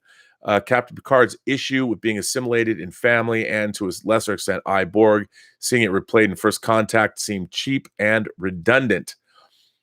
You know what? Might not be wrong. I once wrote an article with Dave Hargrove called Worst Contact, Why First Contact is the Worst Star Trek Movie for Sci-Fi Universe magazine. Because of that very reason, I felt it was redundant. But I liked seeing it, actually. I thought that part was pretty good. I thought it was a great way to start a movie. Hands of Stone asks, are you a Babylon 5 fan, and do you think it could be rebooted today? I love Babylon 5. By the time you get to that, the first season of Babylon 5 is very similar to the first season of Deep Space Nine in that it's a little murky and difficult to get through. There's a bunch of cool episodes, but once you're into season 2 and Sheridan comes on board, I love Babylon 5. I know it's dated because of the visual effects, but I don't care. Love it. Moonspot rocks. DS9's episode The Visitor is one of my favorites of all Treks for the feels. Hard to beat Pale Moon. in the Pale Moonlight for overall awesomeness. Those are great episodes. The Visitor is one of the great episodes of DS9 that deals with time travel way better than they're dealing with time travel in Star Trek Discovery. John Sunter says, the $6 Million Man is a celebration of wide lapels and leisure suits. I agree. Christopher Jones goes on to say the Borg situation was resolved in family and Borg. I mean, I agree. I totally agree with you 100%. I cannot disagree, because what you're saying is cogent and absolutely true. Hassan Chavez says there's a prog band called Spock's Beard, in case anybody's interested. Isn't Spock's Beard in Trekkies 2? Which, by the way, if you want something really funny to watch, if you get the movie Trekkies 2, which is a sequel to Trekkies, I'm in it. I'm in Trekkies 2, and my ex-wife Yelena and I are all over the special features. So there you go. You can see when Denise Crosby came to my old apartment, my old little house that I lived in when I was married. John Sentry says, me too. Babylon 5 was great, even though J. Michael Straczynski hates you. How can J. Michael Straczynski hate you? They can't hate you. John also says, when Picard breaks down with his brother and family, it's my favorite. It's great. Jean-Luc Picard scene. It's so good. Dominic Francis says, do you have a favorite comic book storyline arc? Oh my God, I can't even begin to tell you. I don't even, I really loved the Judas Contract storyline in the original 80s, the early 80s Teen Titans. That blew me away. That was the first time where I literally, if you guys haven't read the original Marv Wolfman, George Perez run of the new Teen Titans, it's still to this day one of my favorite comic runs of all time. And what was interesting was I hadn't read it. I was reading X-Men and I was interested in Teen Titans because they did the crossover, the X-Men Teen Titans crossover with what was it with? It was with Dark Phoenix and was it Dark Side? It was Dark Phoenix and I want to say Trigon, but it's not. Maybe it was Dark Phoenix and Dark Side. I don't remember. But that crossover got me reading Titans, and I went and bought a run of Titans, like 1 through 53, before it went to direct sale. But it was interesting. So yes, that run was incredible. Hey, Rob, we're all over the moon for Endgame, but that new featurette sent me over the edge. Evans, if you thought they pulled out all the stops, they didn't. And Robert Downey Jr.'s, I can guarantee you there's no way anybody could guess what's going to happen. 18 days to go. Sorry, caps locked jammed. It's funny, caps lock, cap, kind of funny. I can't wait for Endgame. I'm actually seeing it on the 23rd, if I can say that. I'm actually seeing it on the 23rd on the Disney lot, I believe. So that is, 15 days, 16 days, 17 days. I can't wait. I haven't watched this new trailer. I need to go watch it. Crixus Maximus says, anyone into the Legion of Superheroes, The Great Darkness was a good arc. I love that arc. You know what else I loved in Legion of Superheroes?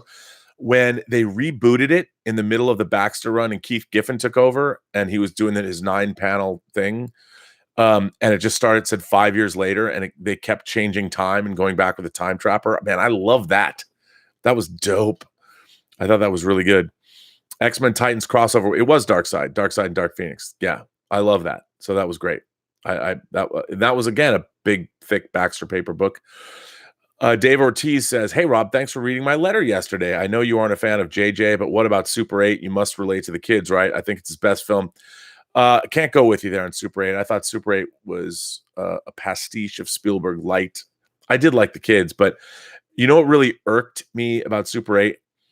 While I collected movie posters, I was able to obtain them. No kids, and I know J.J. Abrams grew up in L.A., so we could always get movie posters. No kids had like a Dawn of the Dead poster on their wall. Or maybe that was Stranger Things, but it irked me. Both of those irked me because movie posters were really hard to get. But yeah, Super 8 rubbed me the wrong way. But I appreciate people like it. Christopher Jones says, where did Kirk's antique glasses come from? In Wrath of Khan, they were a gift to him, and then he pawned them for money in The Voyage Home, saying they'll be a gift in the future. So where did they come from? Well, that's a paradox. See? we don't know. But, it's a causal loop of some kind. But still, they were there. McCoy bought them in the future. Who knows where they came from? That's a very good question. Those are the mysteries of time travel. Read by Nature says, should there be an X-Files Next Generation rather than a new series of the old one? Like with Star Trek, The Next Generation could be a clean start for the new era fans. I was really, really, really, I love the X-Files. Love the X-Files. And I was really disappointed in seasons 10 and 11 of the X-Files. I thought the writing was lackluster. It was really, really, really disappointing, especially seeing where they could have taken the show. So I think it's probably best the X-Files is put to bed. We got those new seasons. It was great to see the characters, but boy, was that was rough. That was rough. Vesta says, "Did you watch the Russos interview? They are messing with us all and having a good time." Yeah, they were in India doing interviews, doing press, and then they were in Vegas the other day, which I didn't get to see.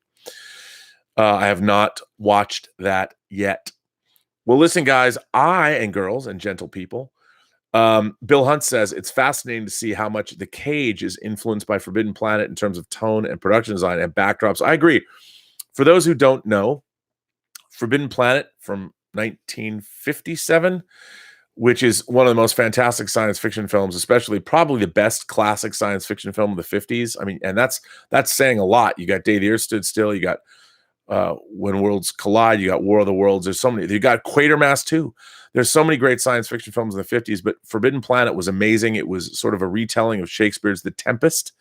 And it is amazing. The cast is amazing. Walter Pidgeon, Anne Francis, Leslie Nielsen. It even has the man who played Rojan in the Star Trek episode By Any Other Name. It's also got Disney animators working at the top of their game. If you haven't seen Forbidden Planet, watch the DVD or watch the Blu-ray, because it is amazing. It's beautiful. It's widescreen. It had an electronic soundtrack that was crazy. And it is the prototype for Star Trek. It absolutely is. And if you watch, The Cage is famously the first pilot for Star Trek, which you can actually watch, but I prefer watching The Cage as part of the two-part, The Menagerie, because the way it was hooked in there, it's so good. Magic K asks, oh my God, my favorite John Byrne comics. That's rough. I mean, I love Byrne's run on Fantastic Four. I love Byrne's run on X-Men. As a matter of fact, I just watched an interview that Sci-Fi dropped on, it's like from 2 days ago. It was an interview with John Byrne where he talks about the reason that he left X-Men was he was at loggerheads with Chris Claremont. He didn't like Chris Claremont's stories, and that's why he ended up leaving, which is really too bad. But then we got John Byrne's own take on Fantastic Four. I loved his own comic, Next Men. And he says he hated Alpha Flight. Man, the first 24 issues of Alpha Flight, when you get to issue 12, what happens, that blew my mind. And then he blew my mind again with issue 23, I think. The double size issue, was it 23 or 24? Man, I recently got the Alpha Flight Omnibus. It's great. Well, not recently, probably a year ago, but it's great. Maybe even more than a year ago, actually. Was it 2 years ago? I don't remember, but it's great. I just tweeted, Haskell420 says, I just tweeted you the 101 video. It'd be great if you could watch it and react live. Okay. Since you sent me a super chat, sure, why not? Let me see. Let me go to Twitter. I'm gonna have to log in. I once had my Twitter hacked, so every time I re-log into Twitter every day, I have to punch in a code. So I'm gonna do that right now, and let me punch in the code. And since you are calling me, I will do that. So it's and every time the code is different. And on this computer, let's see, 32969. Okay, here we go. Here we go, Haskell. By the way, Haskell is a great supporter of the John Campy Show as well. You just tweeted to me. Let me look. Watch it and get chills. Marvel Studios Avengers Endgame Stakes Featurette. Okay, here we go. Hold on. Let me blow this up. This full screen is unavailable. Let me go to YouTube and get it on full screen. I don't like that. Okay, here we go. So let me put the sound on here. Here we go.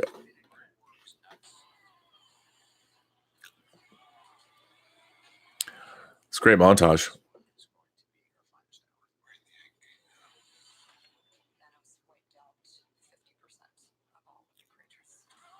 All living creatures.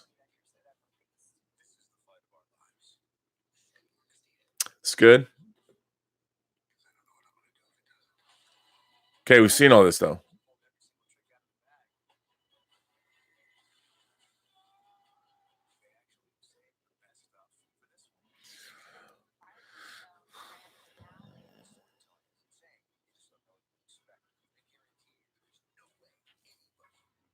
Sure. Also,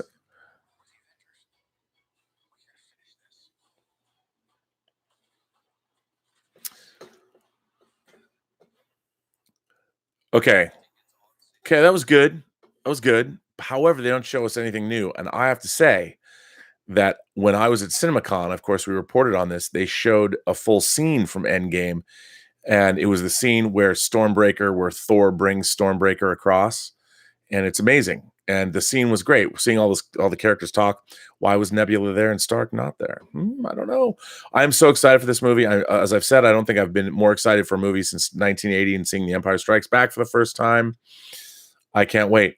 Adam Gross says, "Evening, Rob. Nice to catch a live show. Love John Byrne. Still have the original issues of his X-Men and Superman."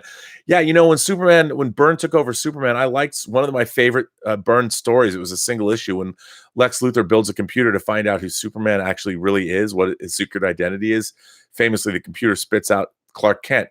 Lex Luthor's like, "Clark Kent, there's no way of being as powerful as Superman's going to masquerade as Clark Kent." I thought that was great. I love that. Pre-life teaser says, "I remember the Tundra storyline from Alpha Flight." Yes. Haskell 420 says, "No new footage either." They're not going to show us any more new footage. I have talked to John Campy about this. I don't think they can show any more new footage because every single thing beyond a certain part of the movie is a spoiler. Everything. So that's why we're only seeing footage from like the first 20 minutes. I really believe that's true. So yeah, I believe that. Vesna says she loves Dumbo, and everybody said it was bad. Well, it wasn't for me. Dumbo was cute. I've heard people love Dumbo as well. I haven't seen it yet. I want to see it because I'll see any Tim Burton movie, even though he's very hit and miss for me. Skipnik says Doom Patrol kicks arse. What do you think? I've not watched Doom Patrol yet. I was kind of waiting for Swamp Thing to drop before I get the DC app, the DC Universe app, because I do want to watch Titans. I do want to watch Doom Patrol, and I really want to watch Swamp Thing. Cardinal Sin says even Rocky had a montage. Everybody needs a montage. Isn't that what Team America's saying? Rob, what are your thoughts on Police Academy and Short Circuit? I liked the first couple of Police Academy movies. I didn't see all the sequels. They were funny. They were really funny. And Short Circuit, Johnny Five is alive. I mean, I liked Short Circuit when it came out. It was harmless. It was fun. I liked it. Jennifer Jones says they're one of the only companies that makes licensed horror movie and nerd shirts for ladies. I scored a Mulder and Scully glow in the dark tee, and I love it. Now, are you talking about? Is that like what's it called? Hot Topic, or is it Her Universe? But that's good. I like that you see. When I was growing up, there were no girls that wore nerd shirts. I know Amy Dallin would say, "No, there were always girl nerds everywhere," and I'm like, there weren't. There really weren't, and certainly people didn't sport it, but now there is, and I think it's the best thing ever. Moonspot Rock says, "So Thanos' snap got rid of 50% of all of Willow's culture she's been cultivating too." Now we begin to realize the extent of Thanos' evil. Did I tell you how much I love the Post-Geek Singularity community? That's hilarious. Dan Allen says, "Why not get Peter David to write a Star Trek TV show? What's wrong with that, Rob?" Look, I agree. Oh, Fright Rags. Jennifer Jones says Fright Rags. I've never heard of Fright Rags. I'm gonna go check that out. I want to see what. But Her Universe sounds rad. Oh, you got to go to Her Universe. They make great stuff. I was actually sporting a Her Universe T-shirt. They had a blacklight Gorn T-shirt that I bought just because I saw it and I was like, "That's a cool shirt." Nobody had made that, and they're like, "This is for girls." I'm like, "I'll rock it. Give me your largest one." I got man boobs. It's all good. Loquacious Primate says, "I want a Neon Genesis Evangelion shirt with the Nerve logo." Wait, can you see it? Okay, look, I'll show you something. It's right. If you see it right there on my refrigerator, there is a Nerve logo refrigerator magnet. God is in his heaven, and all is right with the world. For those of you who don't know, this is really annoying to me. So Neon Genesis Evangelion is one of the great Japanese animes. It's certainly one of the great giant robot animes. It's all about existentialism and craziness, but it's got these great mechas fighting these crazy creature angel things, and they're bringing it to Netflix, but they've revoiced it all. And the voice actors that they've used in the series, which, by the way, I didn't realize how rare the series was now domestically. I have the DVDs. I bought the whole DVD set when it came out, and including the 2 wacky endings. And it's you got to watch it. But when they put it on Netflix, they've revoiced it all and they've rescripted it all. Which I think is weird because they're even doing these movies. The 4th one I'm waiting for. Who knows when that's going to come out? But they've even redone the movies in the American dubs, used the original actors from the original Evangelion series. It's a great series. I highly recommend watching it. But why they redid it is so weird to me. It's going to be bizarre. But I tend to watch Japanese anime subtitled anyway, so it's not really going to affect me that much. But it's worth watching. So it's great. If you guys like anime, and by the way, can I just say I'm not finished with the first half of the first season, but the reboot of Space Battleship Yamato, the 2nd season, 2202, is amazing. It's so good. But yeah. But Dan Allen says, why not get, I didn't even answer the questions. Why not get Peter David? Because Peter David's more of a novelist. And by the way, Peter David's New Frontier Star Trek novel series, he created all new characters, new situations, and he's got old characters return too. Great series. If you guys want to, I mean, they should have just done that. Star Trek New Frontier. That's what Discovery should have been. It would have been great. People would have liked it. Loquacious Primate says, I want a Neon Genesis Evangelion t-shirt with a Nerve logo. Well, yes, that's you just said that. I'm sure you can find one. They must make one. Shouldn't they? Magic K says, your opinion on the Archie TV universe, Riverdale and Chaos. I haven't watched any of it, but people keep telling me that Riverdale is great. I should catch up with that. I haven't done that yet. Robert Craddock says, I need to see an R&B Dave Parker rated R Lucky Tiger ad set in a zombie apocalypse. Been giggling all day imagining it. For those of you who don't know, last night I was talking about my sponsor on this channel, Lucky Tiger Men's Grooming Products. If you want to look good and feel good, there are products for men who want to do just that. And you can get them at getluckytiger.com. They're sponsoring this channel. But I had said that after having this soap, and I'm going to plug it again because why not? Suds and Studs, this Lucky Tiger soap. It's peppermint soap. I mean, it's so good. I had said that in a zombie apocalypse, the 2 places that I would hit first would be, one, the National Guard Armory, where I could get as much ammunition and guns and weapons and as I could, and hopefully some kind of an armored SUV or military vehicle. And I would hit a supermarket. But I've added the Lucky Tiger Depot wherever they store their products, because I would want to get Lucky Tiger Men's Grooming Products to wipe the dead off me when I was done killing zombies for the day, especially this particular soap. And it's very funny. That is what Robert is referring to. And also my friend Dave Parker, he famously directed, well, at least famously for me, directed the film that I produced that our buddy Dave Scow wrote called The Hills Run Red, which I think you can get in HD on Vudu. It's not available on physical media in HD. It's available on DVD. You can get the DVD. And on the DVD, you'll hear audio commentary that I appear on with Dave Scow and Dave Parker. And also I made a 30-minute making of documentary that they didn't pay me for, but I took my video camera to our shoot. We shot the movie in Bulgaria, in Sofia, Bulgaria, which is in and out of the capital of Bulgaria, Sofia, which was beautiful. I love my time there. It was an amazing place, and it was a lot of fun. Great crew. We had like 5 different languages spoken on set. It was amazing. But if you want to see The Hills Run Red, I find it to be a respectable, brutal horror film. We did our best. It was the first movie I got to produce on my own, really. I mean, there's other producers, but you know, we originated that project. It was brought to us by a company called Fever Dreams. It was part of Tokyo Shock and all of that group. And then we took it and ran with it and made it a Warner Brothers movie. And Joel Silver, who produced Die Hard, is our executive producer. So that was very funny that you refer back to that. Hassan Chavez says, a zombie wakes up, looks in the mirror, and has an existential crisis. I love that. Moose Hussein says, hi, Rob. Awesome show. Do you think Babylon 5 will ever be rebooted? J.M. Straczynski has said that Warner Brothers may have buried it for good. I think it's ripe for a Battlestar-style reimagining. I love Babylon 5. I thought it was terrific. And, yeah, I mean, I'd love to see it rebooted. I just, with modern technology, hell, tell the same story, get the same cast, and just redo it.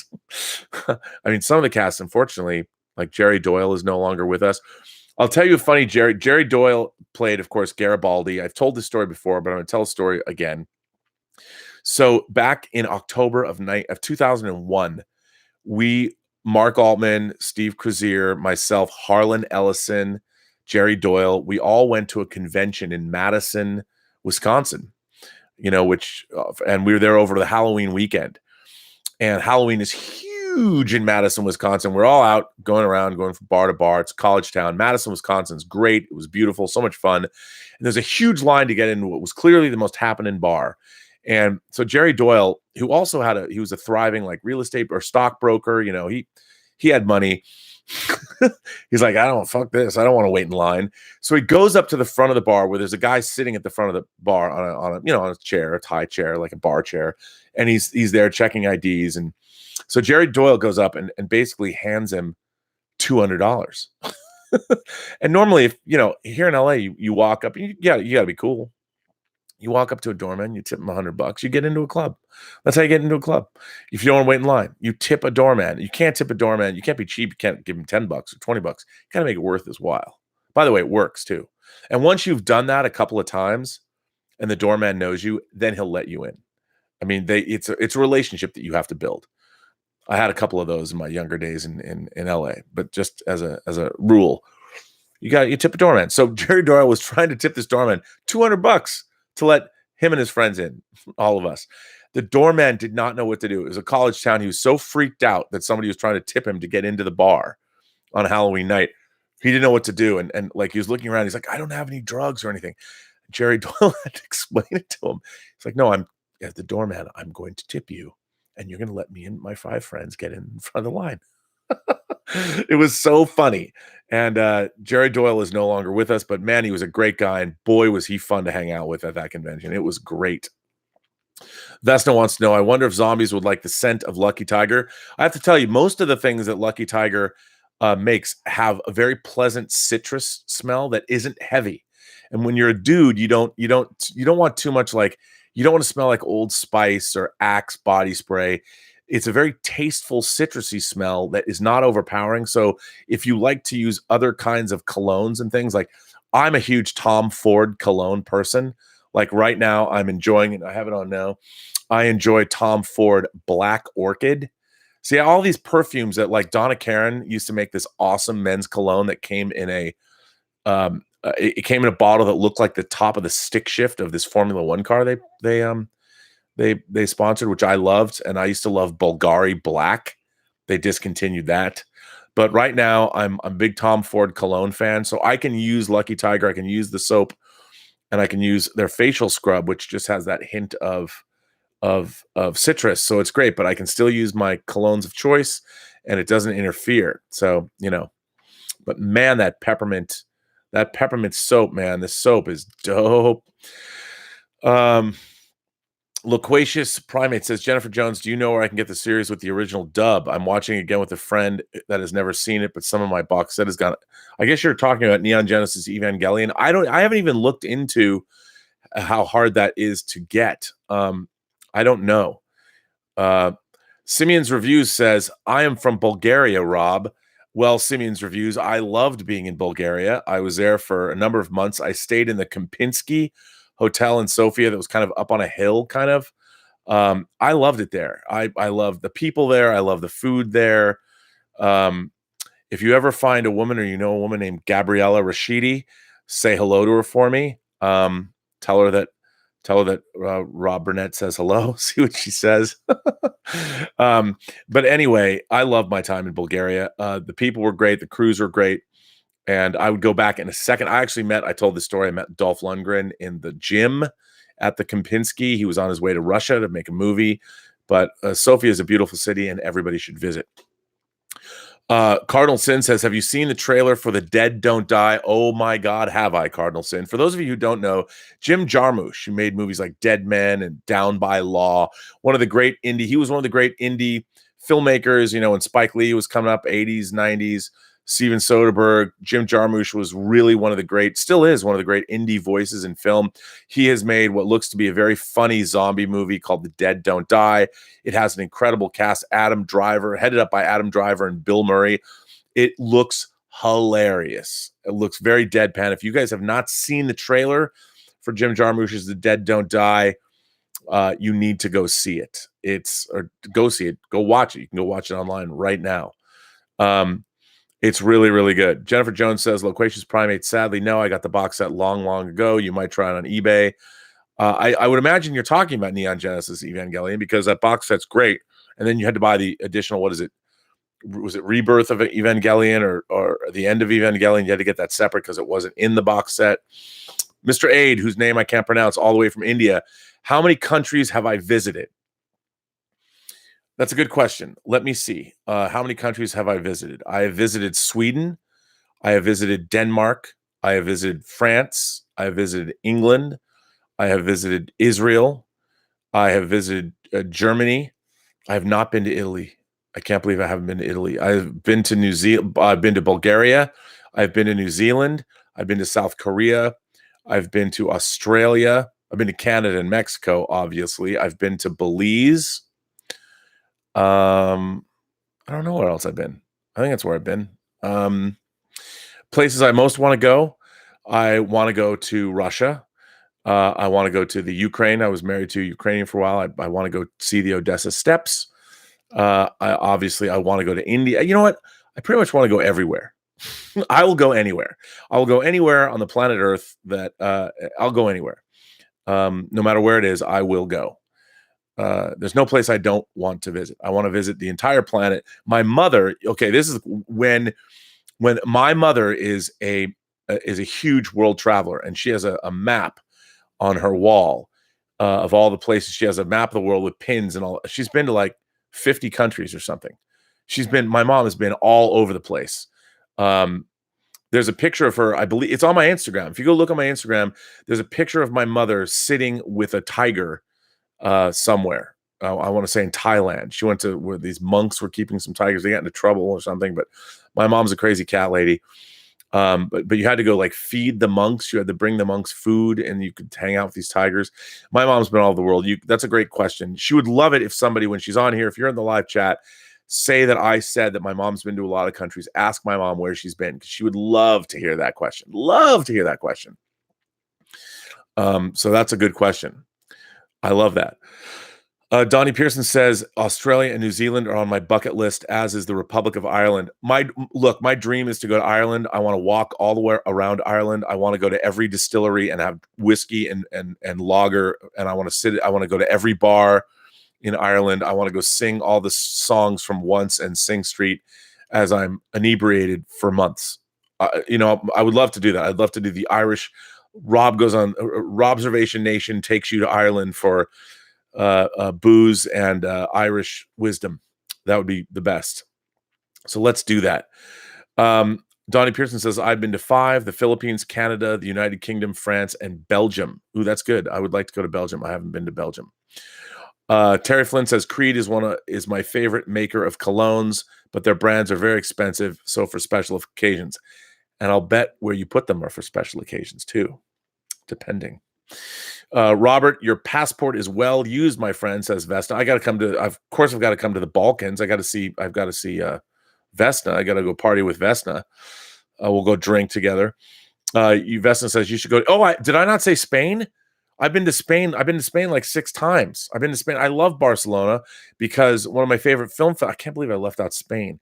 One of my favorite film festivals of all time is the Sitges Film Festival. It's a festival devoted to science fiction, fantasy, and horror films.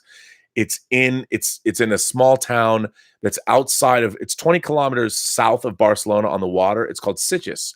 And from May to the beginning of October, it's like the gay destination spot for Europe. And then it's so funny because then that season ends and immediately the nerds arrive for the Sitges Film Festival. It's very funny. Sitges is it's a great town. And I love Barcelona. One of my favorite cities. Boy, could I tell you stories about Barcelona. So good. Skipnik says, what about Scotland, you animals? I absolutely want to go to Scotland. I want to live train spotting.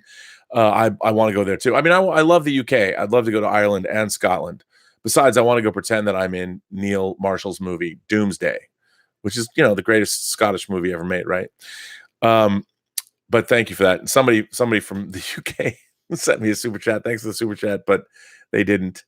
Rob, have you ever been to Costa Rica? I have not. The closest I ever came was Belize. I used to do port calls there in the military. Amazing place, gorgeous rainforests, and a variety of landscapes. I'd love to go to Costa Rica. Nils Gard says hi from Copenhagen. I love Copenhagen. Copenhagen is so great. My great friend Sina Woodruff lives outside. She lives in Snickerson. I can't pronounce Snickerson. She lives right outside where the real Hamlet's castle is. I was there over Christmas and New Year's. Man, I love, first of all, the people in Denmark. I had more fun on New Year's Eve buying fireworks. There's videos like on my Facebook page. I went back there. I was there in 2012. And if you go there over New Year's Eve, I was so amazed at the fireworks. It was incredible. There's videos of me like looking around going, oh my God, this is amazing. They're on my Facebook page. You got to see them. Brian Eng says, I've heard Colombia is a relatively safe place to visit now. I have never been there. I would go. I totally would go. Worldcon is in Dublin this year, coming up in the summer. Should we all meet up there? That's not a bad idea. I wouldn't mind. I wouldn't mind to go to Dublin. I think that would be great. I've heard Dublin is a great place to visit. Who wouldn't want to go to Dublin? Although I don't know if I would even be able to put two sentences together because I would be sloshed. Yeah. Beatmaster says, Robert, did you see Perfume, the Story of a Murderer? So fitting for the current topic. Okay. The book, if you guys haven't read Perfume, the book is amazing. I read Perfume when I was it was after I worked on Chronicles of Narnia. My buddy Anthony Smedili, who was working with us, he was one of the cameramen shooting behind the scenes. He worked on Lord of the Rings, all of the extended version documentaries. Anthony Smedili kept telling me how great Perfume was. This book, Perfume, you've got to get Perfume if you want to read a great novel.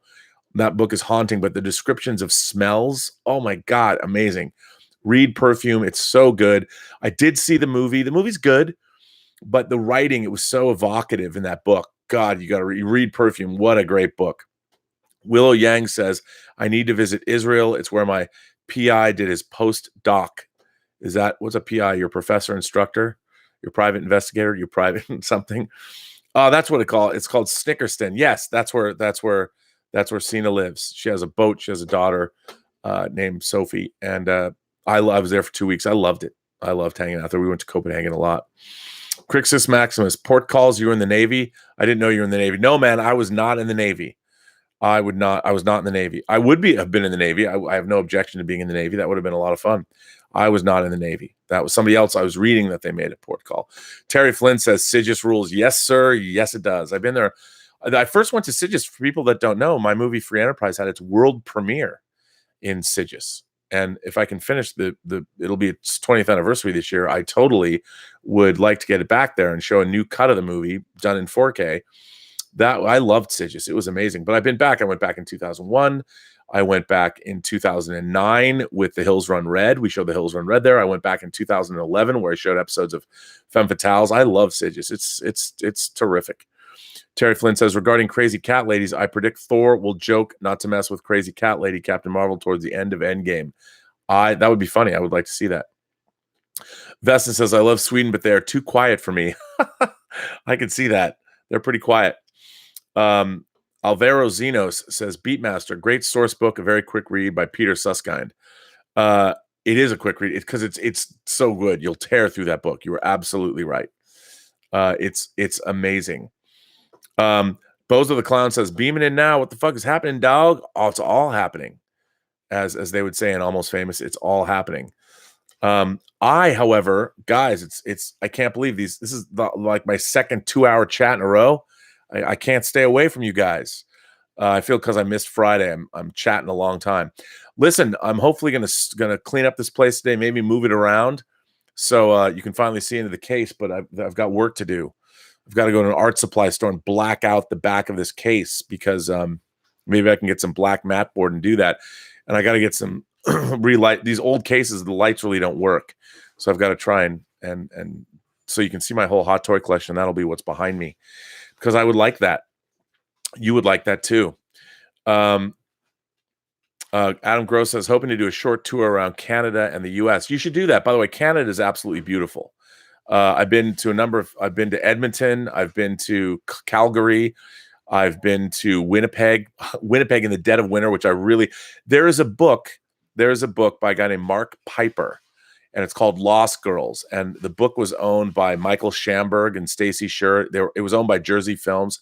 Mark Piper wrote this book called Lost Girls. It's a dream film project of mine. I want to shoot it in Winnipeg in the dead of winter.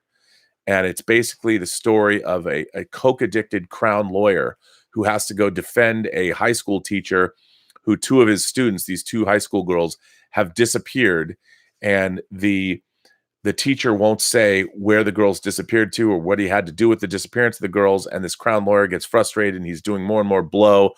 And is he being haunted? He doesn't know. And it's the dead of winter. It's a great, great, great book. I want to turn it into a mystery thriller sort of ghost story type of a thing. They couldn't lick the script. I know how to make it. I'd love to make it. I'd love to go to Winnipeg and shoot it. There you go. Someone else now is going to go, oh, Rob Burnett said it on a show. I'm going to go option it. Matt Fitzpatrick says 3 more hours and you can beat the Campia record. I can't do that. Campia is a machine. I can't do that. Bozo the Clown says Quentin will save us from Star Trek Burnham. I don't know about that. Well, anyway, I'm going to jump off the phone just shy of 2 hours. I want to thank everybody for being here. I want to thank you for supporting the channel. Thanks for all the super chats. Thanks for all the new people here. Subscribe, tell your friends. Go to my website, theburnettwork.net. Send me. I love getting these letters. I love that this chat. Again, thank you to Willow Yang for writing such a great letter. Thanks to Vesna for coming here all the way from Sarajevo and everybody from around the world. We got people from India here today. Truly an international group of folks, and I can't thank you guys enough. I love doing these chats with you.